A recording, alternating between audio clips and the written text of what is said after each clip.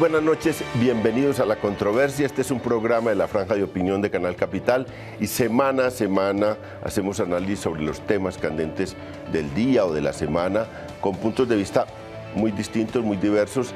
Traemos acá para que el televidente tenga imágenes y versiones distintas sobre lo que acontece en el país. Hoy tenemos un tema.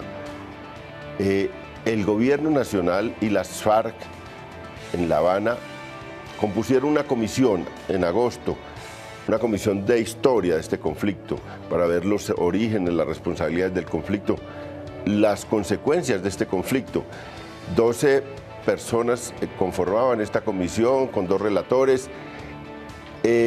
Después de 8 meses, casi o 7 meses de trabajo, entregaron el informe al país. De eso vamos a hablar hoy, de este informe de esta comisión, de qué sentido tiene, para qué sirve eso, para qué le sirve al país, qué puesto tiene ese informe en el proceso de paz de La Habana, y también le vamos a dedicar un último segmento pequeño al tema del día, al tema que ha estado debatiendo hoy el país, el tema de la justicia transicional a raíz de la propuesta del expresidente César Gaviria.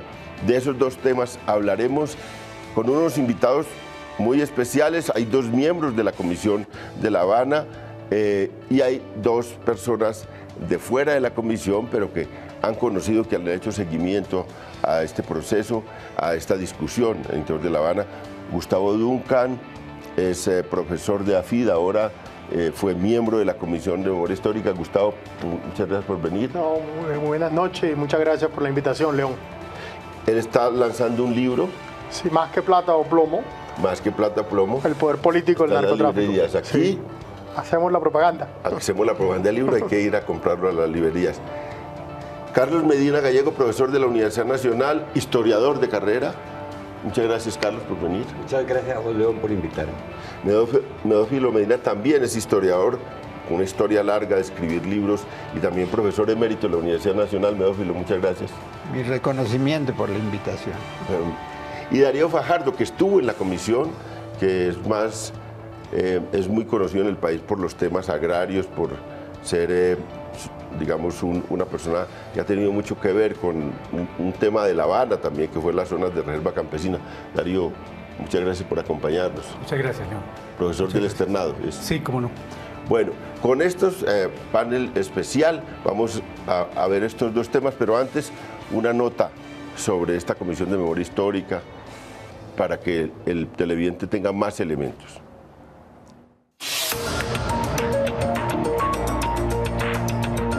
El hecho concreto es que la tradicional versión oficial quedó en el suelo.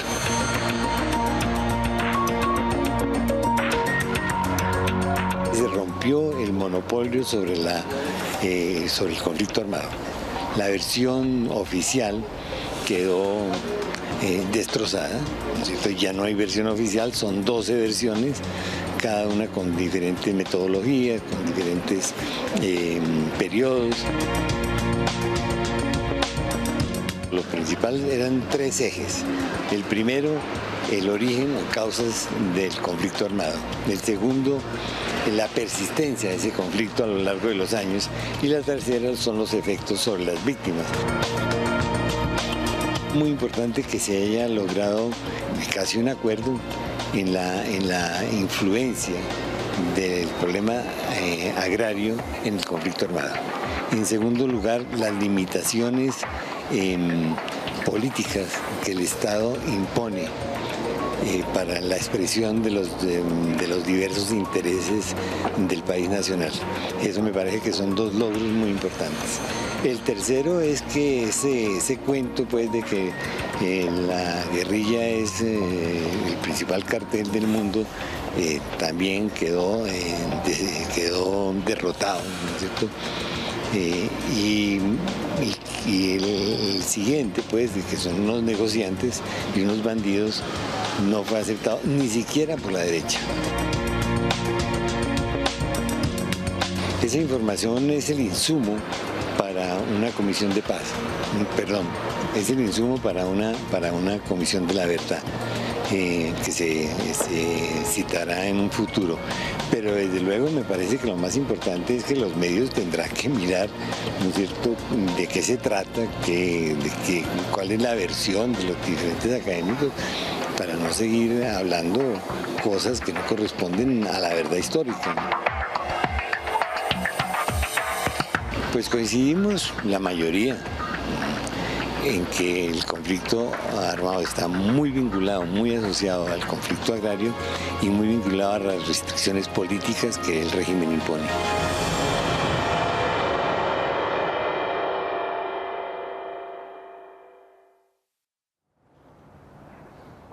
Estamos en la controversia. El debate es la Comisión de Memoria o de Historia que se conformó en La Habana para dar una versión al país sobre cómo surgió este conflicto, cuáles son los responsables del proceso de victimización, cuáles las, digamos, lo que se llama las causas del conflicto.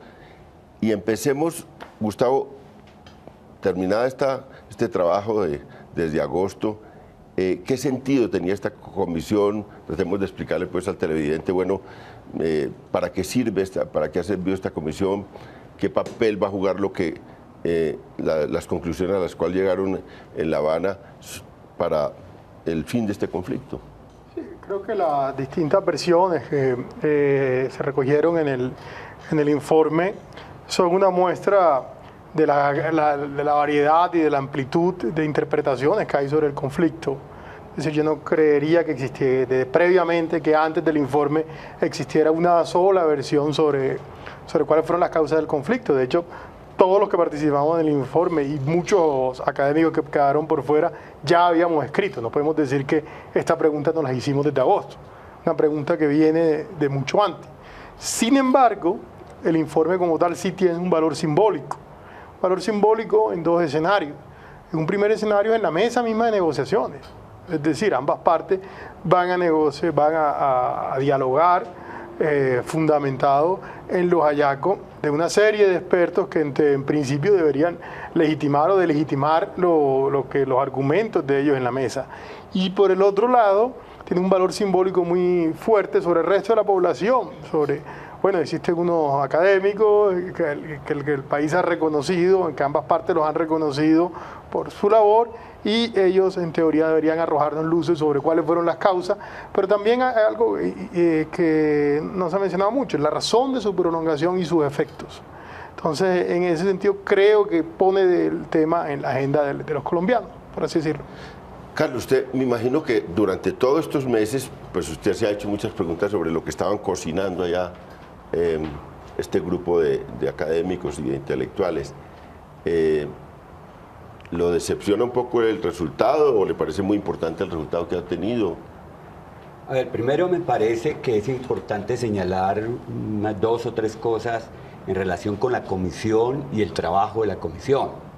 Primero, la comisión no hace una investigación sobre la historia del conflicto armado y de sus víctimas, sino que hace unos ensayos sobre ese tema, soportados sobre la amplia literatura que tiene el país al respecto. No había tiempo para hacer una investigación, 5 meses para presentar un informe, procesarlo y sistematizarlo, no eran suficientes. De ahí que haya una lectura juiciosa de los comisionados y de los ensayistas para presentar la mejor versión. Ese es un primer elemento. Segundo aspecto es que no hay una única historia del conflicto armado y de sus víctimas. Hay múltiples historias que son vistas con enfoques transdisciplinarios, multidisciplinarios. Aquí hay filósofos, economistas, sociólogos, politólogos, construyendo una versión del conflicto armado y de sus víctimas, que es muy importante. Y tercero, que me parece que es importante, es que no hay una única verdad. Y al no haber una única verdad, pues se constituye en parte fundamental de las múltiples versiones que hay del conflicto y que deben ser procesadas hacia el futuro por una comisión de la verdad, donde las distintas víctimas y los distintos actores puedan dar razón de cómo vivieron ese conflicto. Medófilo, digamos que apenas estamos en los primeros días de recepción, algunos lo hemos leído, seguramente muy poca gente lo habrá leído. estos programas son para que la gente lea esas historias y pueda vos también tener un debate más informado. Pero así, al rompe, las primeras cosas que se vieron, ¿cuál destacaría usted que son cosas importantes de ese informe? Difícil de destacar en este informe. Lo traje un poco, no para disuadir a los televidentes de que lo lean, para animarlos, para insistir tal vez en la riqueza del trabajo hecho. Y yo diría que, o daría un consejo, le sugeriría a los lectores que comenzaran por los resúmenes, que están en 22 páginas, más digerible que las 809 que componen esto, que entre otras cosas es muy caro imprimirlas. ¿No? Que atiendan a aquellos informes que les parezcan o más controversiales o más novedosos, o con los que tengan más acuerdo, y que dejen para último la lectura de las relatorías. Creo que esta comisión, comparada, digamos, con la primera, la de Alberto Lleras, pues por su composición, por la calificación de sus miembros, es muy importante.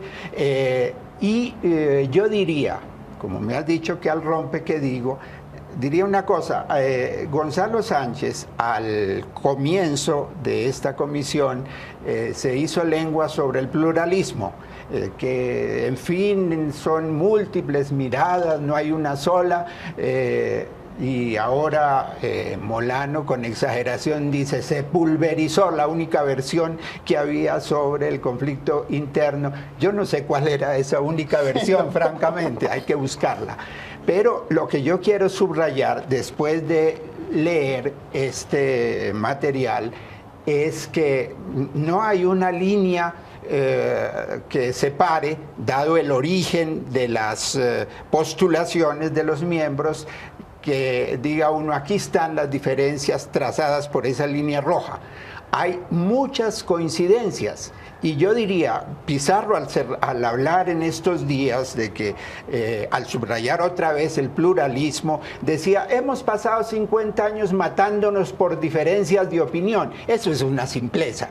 El conflicto interno no ha sido una controversia académica, ha sido una confrontación de intereses, que claro, se formalizan ideológicamente. Entonces yo digo, este ejercicio de buscar los puntos comunes, yo creo que va a ser una ayuda en La Habana. Darío estuvo metido también estos meses en esa comisión y pudo verla por dentro. Digamos, ¿hay algo para contarle a los televidentes de cómo funcionó y bueno, y cómo se establecieron las afinidades y las diferencias? Sí hay cosas para comentar. Yo creo que se ha destacado, primero que todo, yo creo que Carlos habló de eso, el tiempo, la espantosa brevedad del tiempo para preparar una reflexión siquiera, no digo una investigación, sino una reflexión sobre esa monstruosa biblioteca de la violencia que tenemos en el país y fuera del país. Entonces, desafortunadamente, en ese tiempo no se logra, digamos, construir una comisión. Yo creo que Gustavo está de acuerdo conmigo. Nosotros nos reunimos en un par de ocasiones, 2, 3 veces, pero realmente un trabajo de discusión no se alcanzó a producir. Hubo, digamos, la intención de acotar, fue muy útil que se fijaran los famosos 3 ejes de los orígenes, las causas, por una parte, los factores de la duración y los impactos.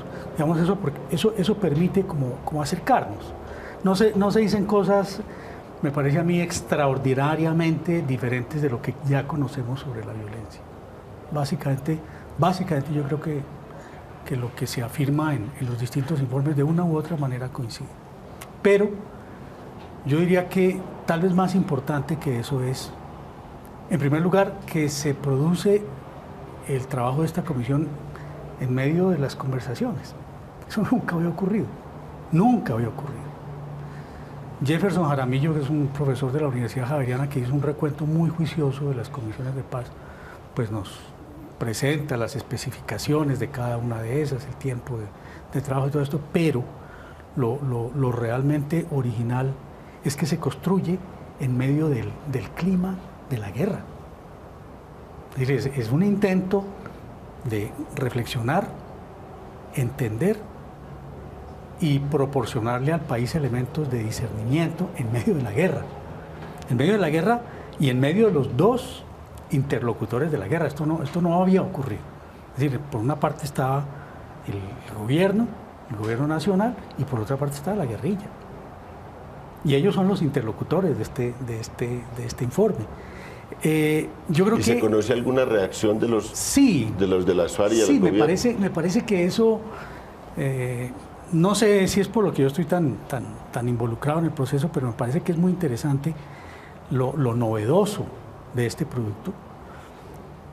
Ambas partes lo recibieron de una manera muy amable, por así decirlo.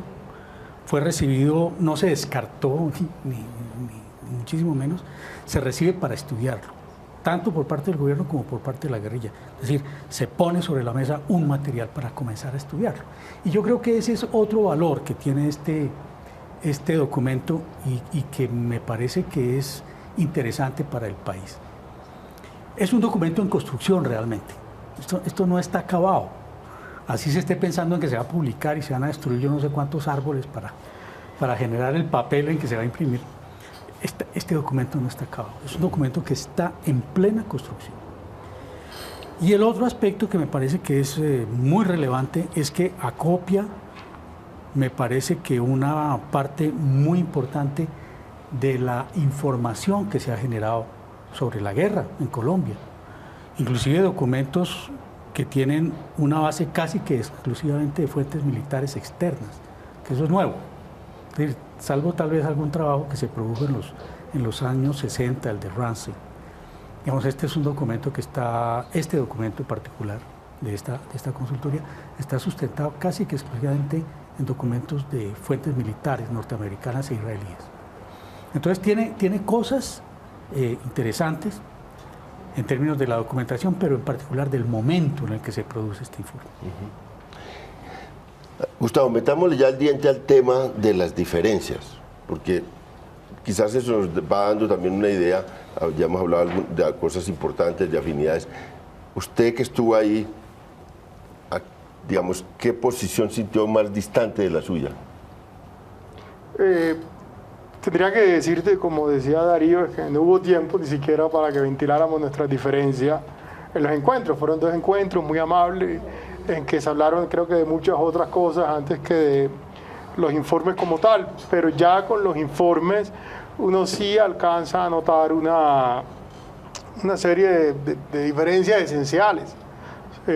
Por un lado están quienes consideran sí el tema agrario es importante, pero no ha sido, hay quienes tienen la visión que no podemos decir tampoco que haya sido una guerra estrictamente motivada por una reforma agraria. Es decir, hay otros informes que dicen en un momento dado, y eso me incluyo, la FARC supeditaron los intereses de los campesinos para la toma del poder nacional. Es decir, la reforma agraria se iba a hacer luego que se tomara el poder nacional. También está el tema de Estados Unidos. Para algunos comisionados el tema de Estados Unidos no tiene la relevancia que para otros tiene. Está el tema de incluso la debilidad del Estado, mientras que para uno era la represión del Estado, para otros comisionados el tema era que el Estado no era ni siquiera capaz de reprimir, no era capaz de llegar a muchos sectores. Está el tema de la droga como una guerra impuesta desde afuera, o la droga como una guerra que está asociada a los procesos de producción de poder por ambas partes, es decir, y por muchas partes, no solo por la guerrilla y por toda la corrupción hacia el Estado, sino por ejércitos privados de narcotraficantes. Y así podríamos, creo que, traer distintos temas, pero repito, son diferencias que van a aflorar y que van a ser parte de la discusión ahora y que de alguna manera se nos salen de las manos a los mismos comisionados y va a ser parte de la sociedad en general y supongo, y ojalá sea así, en la misma mesa de discusión en La Habana. O sea que esas diferencias están plasmadas en el informe independientemente, cada una por su lado plasma las diferencias, pero no hubo oportunidad de una discusión. Digamos que para Carlos, que ha sido pues un historiador y un investigador sobre este conflicto y que ha recogido tantos documentos,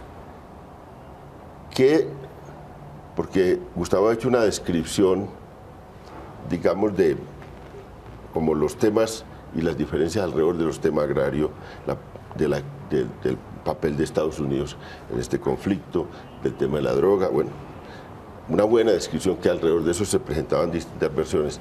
¿A usted cuál versión lo seduce de todas esas, o cuáles versiones lo seducen más? Yo creo que hay un aspecto que es fundamental en la presentación de este informe. Primero, la mesa de conversaciones va a tener la posibilidad de leer una relatoría que hace referencia al universo bibliográfico que sobre el conflicto armado y la violencia hay. Y eso con unos propósitos específicos en términos del tema que se está conversando, que es el tema de las víctimas. Es a partir del tema de las víctimas que se define la necesidad de la comisión histórica por una razón específica, y es porque el universo de víctimas solamente se reconocen en la ley a partir de 1985. Buscar un punto de inflexión del conflicto actual que pudiera ampliar el universo de las víctimas era una necesidad. Eso no lo resuelve el informe, pero deja puesto sobre la mesa distintas víctimas. Yo quisiera señalar tres posturas que hay en este informe. Una que hace que se remonten los orígenes del conflicto a las décadas del 30 y a los conflictos agrarios que surgen durante ese periodo.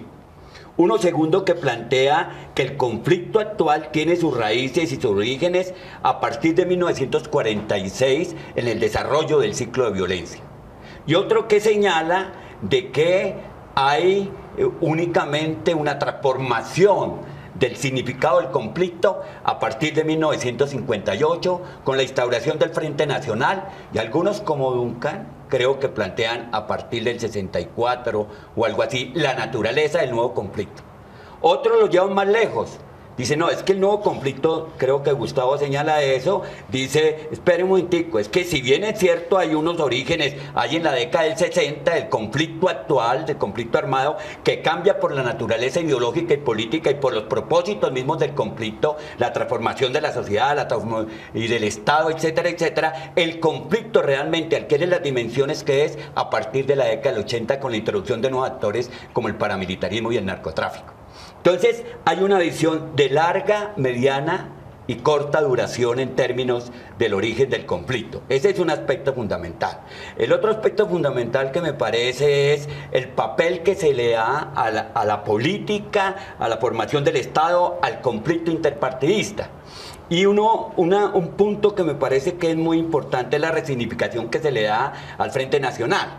Muchos piensan que el Frente Nacional es el causante del actual conflicto porque excluyó del circuito de la participación política a importantes sectores, pero algunos piensan que eso no es así.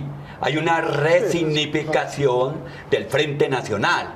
Y si bien es cierto el Frente Nacional se fue a través de la paridad y la alternación, señalan algunos que han participado allí sectores que venían de otras corrientes que no eran el Partido Liberal y el Partido Conservador. Es decir, han colocado sobre la mesa una discusión muy interesante que quienes van a tener que digerirlo y tomar las decisiones allí, porque compete al tema de víctimas, es el gobierno nacional y de las FARC. Se les entregó un documento con unos ensayos, unas relatorías que abren un camino breve en términos de análisis, de discusión, para poder centrar ese punto que es desde cuándo se van a reconocer a las víctimas de este país. Una cosa que sí creo yo, o no sé si me equivoqué, que quedó claro es que es un conflicto de naturaleza política, que eso era una cosa que se discutía, pero creo que ahí está, todos coinciden, incluso los que plantean que, bueno, que no es el tema agrario, sino la lucha por el poder nacional de las FARC, pues reconocen una perspectiva política de eso. Eso salda una discusión, ¿cree usted que salda una discusión con este inmediato pasado, donde se hablaba de una amenaza terrorista, de un grupo de gente que digamos, no tenía, o cuando decía, no, esto es de narcotraficantes, es un conflicto del narcotráfico y de una gente que está enriqueciéndose y está luchando por una renta. Esto salda esa discusión, por lo menos en el conjunto, como lo vio usted en el libro. La saldó en la comisión, sí, pero no en el país, porque pues todo un sector político sigue con la amenaza terrorista. Ahora, en las diferencias, por supuesto, en todos los informes, en todos los ensayos, hay un reconocimiento con mayores o menores énfasis en el contenido político del conflicto. Aquí mismo, porque, es decir, yo había preguntado cuando me mandaste invitar a este programa, bueno, ¿quiénes van a participar? Y me dieron otros nombres, ¿no?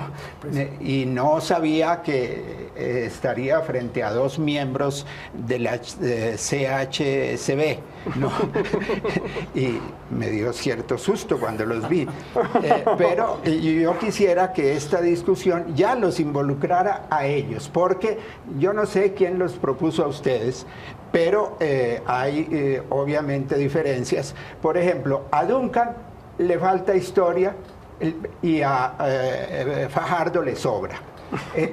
Y eso me hace llevar el tema a la primera pregunta, que es ¿cuándo comienza el conflicto? Entonces, Darío no es el extremo. Darío comienza en los años 20, después más adelante dice que no, que tal vez en los 30, un segundo comienzo, pero bueno, digamos los años 20 con el desarrollo del capitalismo. En eso coincide con Estrada. Pero el relator Moncayo pues comienza con la independencia. Si hubiera habido unos meses más, se va hasta la conquista, que fue un hecho militar, ¿no? Pero yo digo, ese es un tema para discutir. Gustavo comienza en la práctica a mediados de los años 80. El anterior tramo de historia no le hace falta para construir su explicación. Entonces yo digo, no es buena, yo creo, la elección ni de los que se estiraron demasiado los tiempos, ni quienes los acortaron. Porque curiosamente, por ejemplo, leyendo a Darío, pues yo gocé mucho, me beneficié mucho del juicioso resumen que hizo de la cuestión agraria, las luchas agrarias y las políticas agrarias. Pero digo yo, al recoger, cuando se configura el conflicto agrario, esas luchas indígenas contra la Casa Arana, por allá en los límites con el Perú, en el Cauca y todo eso, ¿cómo se recogen? ¿Cómo es que confluyen? Incluso en las mismas tradiciones de lucha armada, orientadas por el Partido Comunista, terminaron de manera distinta cuando llegaron a comienzos de los años 60. En Sumapaz, en el Tequendama, en el oriente del Tolima, la lucha armada dio lugar a un movimiento campesino democrático que no renunció a las lealtades con el Partido Comunista. En el sur del Tolima evolucionó hacia las FARC. Entonces yo digo, Darío, te pregunto, ¿qué sentido tiene? ¿Cuál es la utilidad de esas grandes construcciones si operativamente no se muestran que efectivamente confluyeron y que dieron lugar a que esas luchas en algún momento dieran curso al conflicto interno? Bueno, Darío va a responder eso cuando volvamos de esta pausa.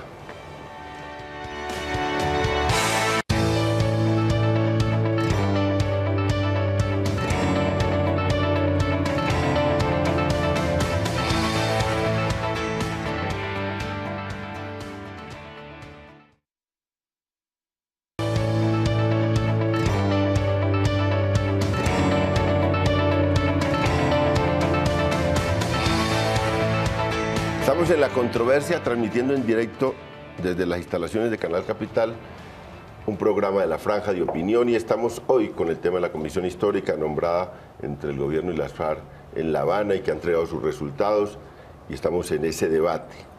Y bueno, el profesor Medófilo Medina le había hecho una pregunta y le dice, a modo de crítica a Darío, que se dedicó mucho a hacer una historia larga y después no logró conectar eso con las FARC y con el conflicto actual. ¿Es eso cierto? Yo lo que creo, y lo reitero, es que un rasgo de este trabajo es contextualizar en lo que está pasando en el mundo.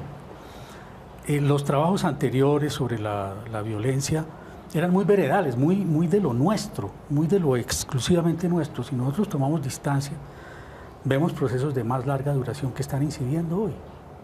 Hay que ir a ver el tema indígena, por ejemplo, el Cauca. Obviamente, el tipo de movilizaciones que hoy se plantean no son exactamente iguales porque no podían ser iguales a los de los años 20. Pero ahí está el problema que no se ha resuelto. Es decir, por eso es que es tan importante ir hacia atrás, porque es tratar de encontrar el hilo conductor de esos problemas que no se han resuelto. Los años 20, ¿qué nos traen también?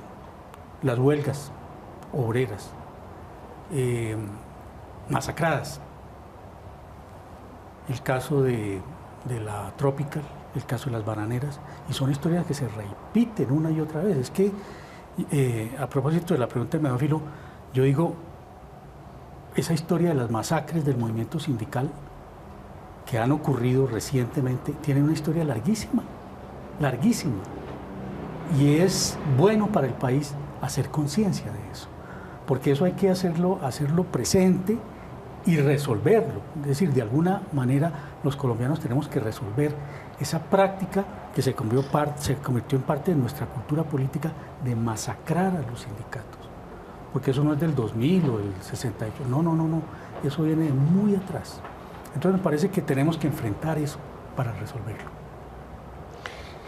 Gustavo, digamos que usted, aquí en Colombia, una idea, digamos, política de igualar paramilitares y guerrilla. Lo hacían con una eficacia política enorme. No sé si en esto lo interpreto. Yo he visto en usted ya un esfuerzo académico por sustentar esa tesis, que fue muy de origen político, de igualar los paramilitares y la guerrilla. Usted hace un esfuerzo por igualar los paramilitares y la guerrilla ya en el lado académico. Los libros que yo le leo a usted están en esa dirección, si yo entiendo bien.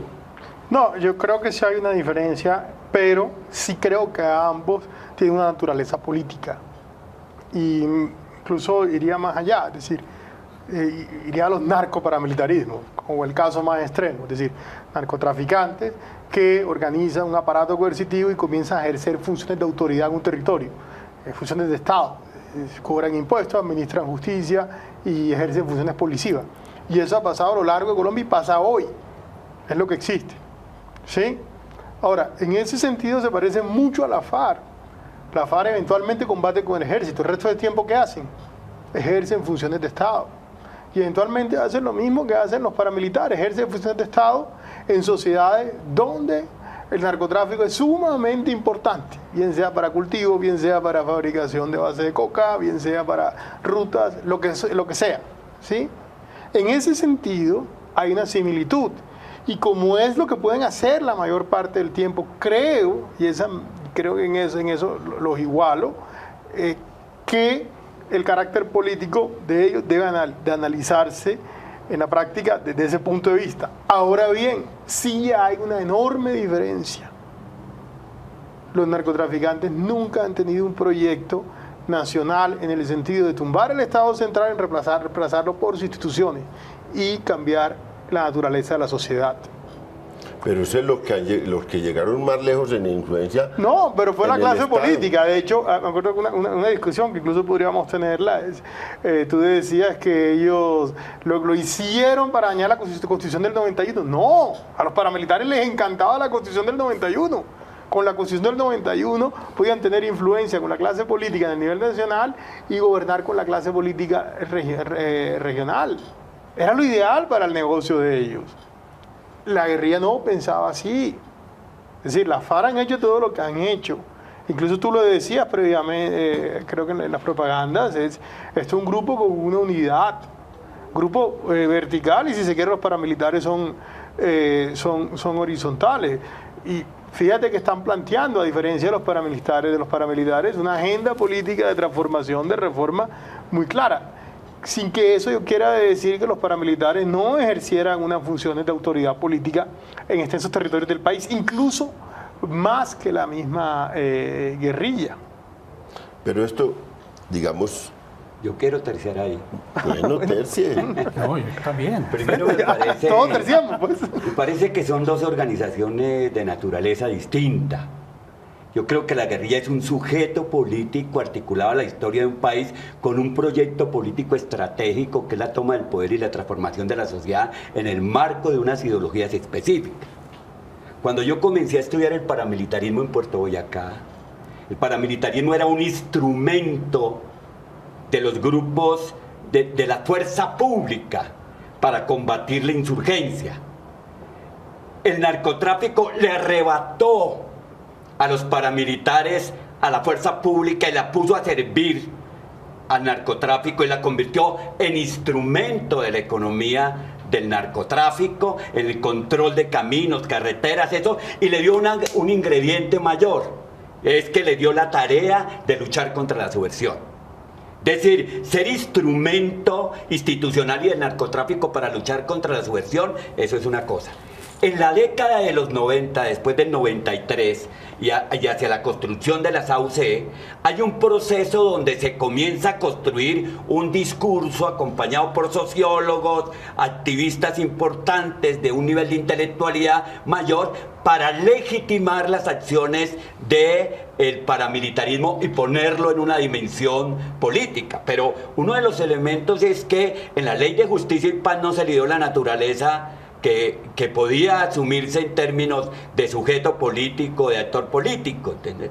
Entonces yo creo que son dos actores totalmente distintos, con características diferentes en su presencia en la historia de la nación. Hoy uno dice, hoy cuando uno mira el fenómeno del neoparamilitarismo, las bandas criminales, claro, controlan el territorio, colocan alcaldes, controlan la salud, hacen uso del presupuesto, infieren en el pero lo hacen en términos de un proyecto político de naturaleza transformadora o como usufructo del territorio. Es que hoy las bandas criminales son una estrategia del neoparamilitarismo de administración económica del territorio con propósitos absolutamente de enriquecimiento. No tiene un imaginario político trascendente, colectivo, social. Claro, se ha societalizado. Hay sectores que están ahí, pero digo yo, no son y no siguen siendo un instrumento fundamentalmente de sectores políticos, de empresarios, de comerciantes, de agrónomos, que están trabajando en ese proyecto de defender sus territorios. Yo terciaría ahí, pero creo que hay que dejar palabras de eso. Sí, porque a mí me parece que se olvida que la tarea no era hacer una historia de las FARC. La tarea de la comisión no era hacer una historia de las FARC. La tarea clara, explícita, era cuáles son los orígenes del conflicto. Y me parece que eso lo relata uno, lo refiere a los puntos de la negociación. ¿Cuál es la agenda? ¿De qué parte la agenda? Tema agrario, primer punto. Y no es accidental, no es, digamos, una concesión. No, es un punto en el que el gobierno y la guerrilla están de acuerdo en que hay que resolverlo. Inclusive en los temas del preacuerdo se alcanza a apreciar la profundidad de lo que se está tratando. No es un problema de la última cifra sobre el Gini, etc. No, es un problema muy profundo. Es que no nos podemos olvidar que el tema de la comisión no es la historia de las FARC. No, el tema es mucho más profundo, es mucho más profundo. Y obviamente cuando uno hace referencia a la perspectiva del narcotráfico, también tiene que tener en cuenta que esto tiene una complejidad mayor. Desafortunada o afortunadamente nosotros tenemos en este momento un espejo espantoso, México. Cómo la guerra del narcotráfico en México sirvió para un propósito político, está sirviendo para un propósito político. Y hay una serie de interlocutores allí que se parecen mucho a lo que nosotros tenemos en el escenario nacional.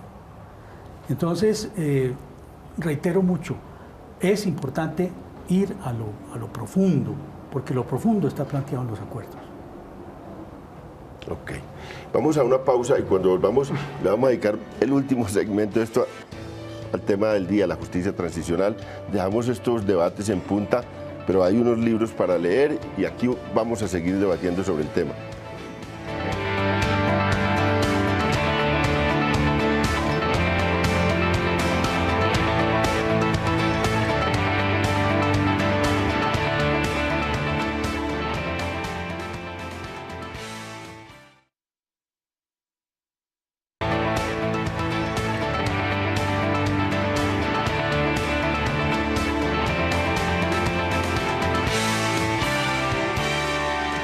Estamos en La Controversia, un programa de la Franja de Opinión de Canal Capital. Transmitimos en directo un debate sobre la comisión histórica y ahora vamos a pasar a un pequeño segmento que le vamos a dedicar porque fue un tema candente hoy, y es el expresidente César Gaviria Trujillo. Dice: la justicia transicional debe ser para todos, para los guerrilleros, para los paramilitares, para los políticos, para los empresarios y para la fuerza pública.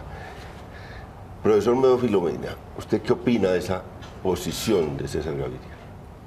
Creo que a un punto de esos tendrá que llegar este proceso de negociación.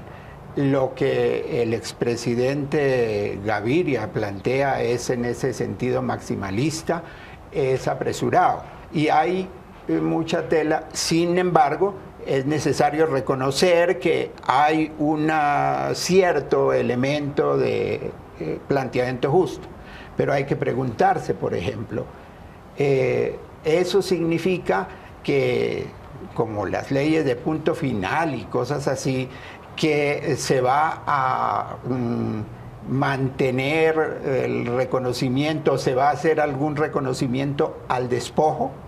Que esto de tapemos, no escarbemos más, significa que lo que pasó, pues ya con los bienes, con la gente desplazada, con las víctimas, eso queda así. ¿Qué cubre ese tema de la justicia transicional para todos?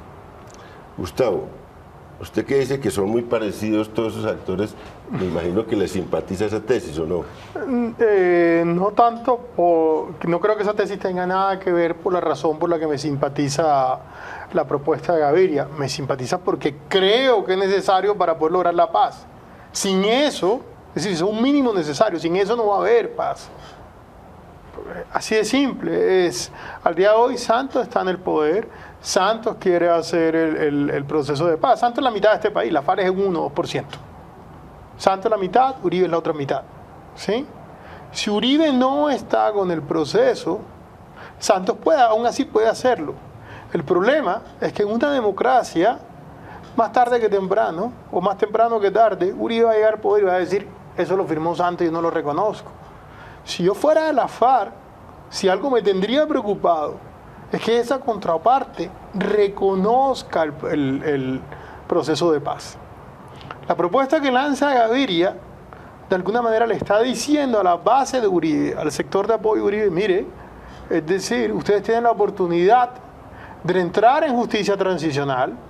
No hablemos todavía de ningún indulto, de perdón definitivo, si no le pongamos todavía tanta complejidad, pero sí que entremos en algún tipo de justicia transicional y hagamos parte de ese proceso y no nos quedemos por fuera, porque podremos resolver nuestra situación.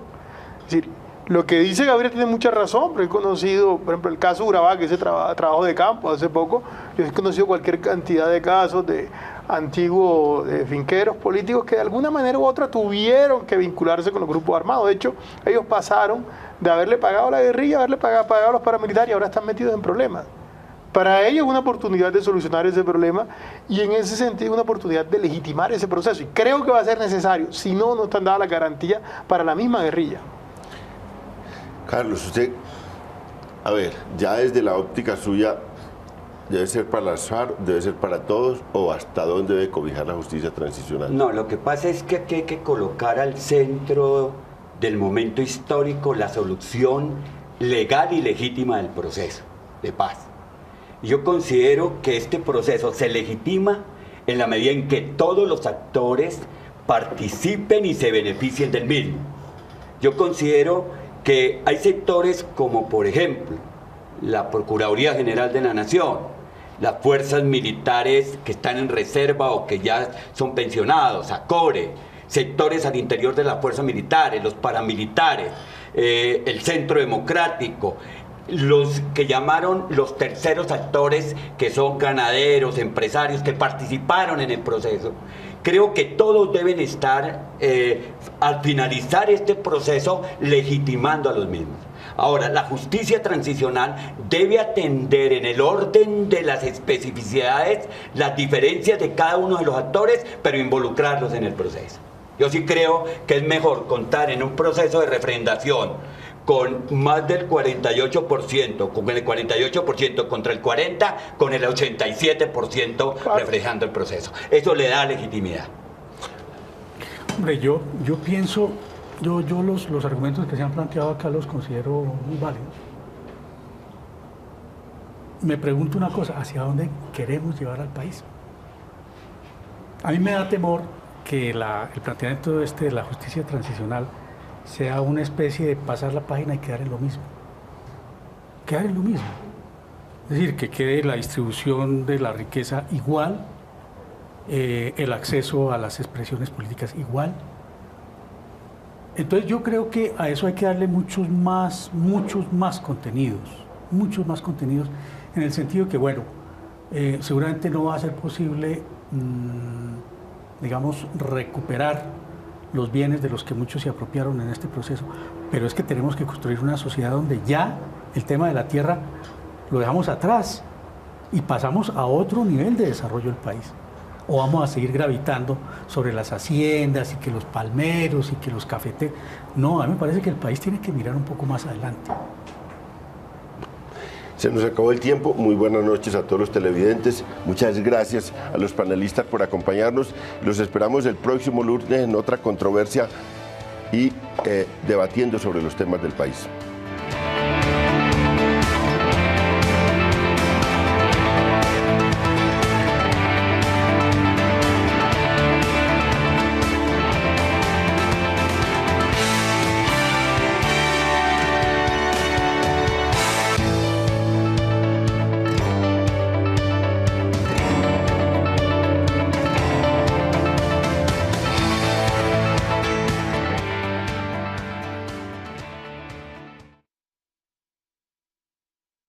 Las librerías. Carlos Medina Gallego, profesor de la Universidad Nacional, historiador de carrera. Muchas gracias, Carlos, por venir. Muchas gracias a vos, León, por invitarme. Medófilo Medina también es historiador, con una historia larga de escribir libros y también profesor emérito de la Universidad Nacional. Medófilo, muchas gracias. Mi reconocimiento por la invitación.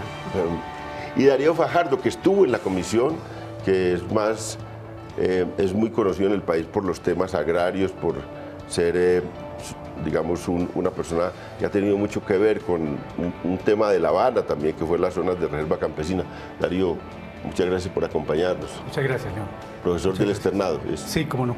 Bueno, con estos panel especial vamos a ver estos dos temas, pero antes una nota sobre esta Comisión de Memoria Histórica para que el televidente tenga más elementos.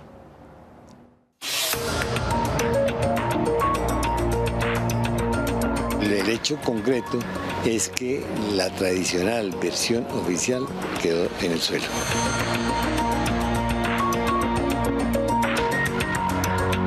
Se rompió el monopolio sobre la... y el siguiente, pues, de que son unos negociantes y unos bandidos, no fue aceptado ni siquiera por la derecha. Esa información es el insumo para una comisión de paz, perdón, es el insumo para una comisión de la verdad que se citará en un futuro. Pero desde luego me parece que lo más importante es que los medios tendrán que mirar, ¿no es cierto?, de qué se trata, cuál es la versión de los diferentes académicos, para no seguir hablando cosas que no corresponden a la verdad histórica, ¿no? Pues coincidimos la mayoría en que el conflicto armado está muy vinculado, muy asociado al conflicto agrario y muy vinculado a las restricciones políticas que el régimen impone.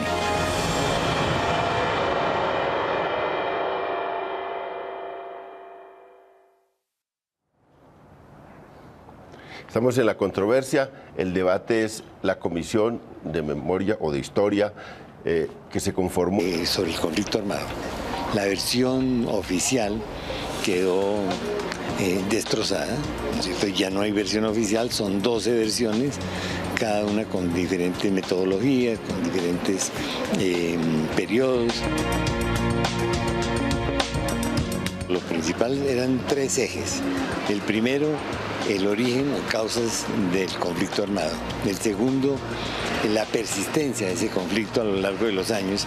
Y la tercera son los efectos sobre las víctimas.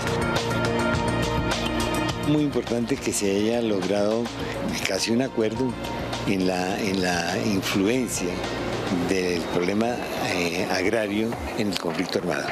En segundo lugar, las limitaciones políticas que el Estado impone para la expresión de los diversos intereses del país nacional. Eso me parece que son 2 logros muy importantes.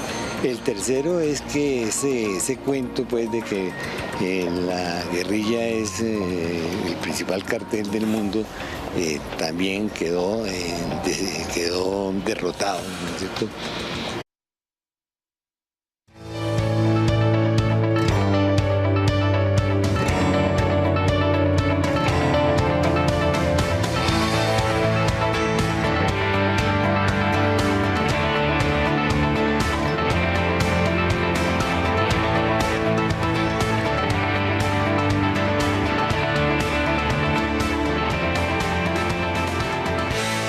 Muy buenas noches, bienvenidos a La Controversia. Este es un programa de la Franja de Opinión de Canal Capital y semana a semana hacemos análisis sobre los temas candentes del día o de la semana con puntos de vista muy distintos, muy diversos.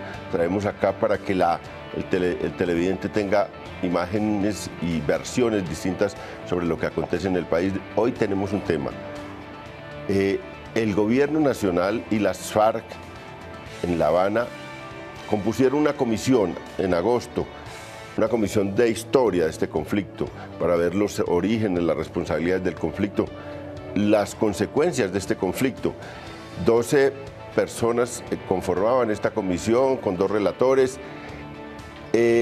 Después de 8 meses, casi o 7 meses de trabajo, entregaron el informe al país. De eso vamos a hablar hoy, de este informe de esta comisión, de qué sentido tiene, para qué sirve eso, para qué le sirve al país, qué puesto tiene ese informe en el proceso de paz de La Habana, y también le vamos a dedicar un último segmento pequeño al tema del día, al tema que ha estado debatiendo hoy el país, el tema de la justicia transicional a raíz de la propuesta del expresidente César Gaviria. De esos 2 temas hablaremos con unos invitados muy especiales. Hay 2 miembros de la Comisión de La Habana y hay 2 personas de fuera de la comisión, pero que han conocido, que han hecho seguimiento a este proceso, a esta discusión en el interior de La Habana. Gustavo Duncan es profesor de AFID, ahora fue miembro de la Comisión de Memoria Histórica. Gustavo, muchas gracias por venir. No, muy buenas noches y muchas gracias por la invitación, León. Él está lanzando un libro. Sí, Más que plata o plomo. Más que plata, plomo. El poder político del narcotráfico. Aquí sí. Hacemos la propaganda. Hacemos la propaganda del libro, hay que ir a comprarlo.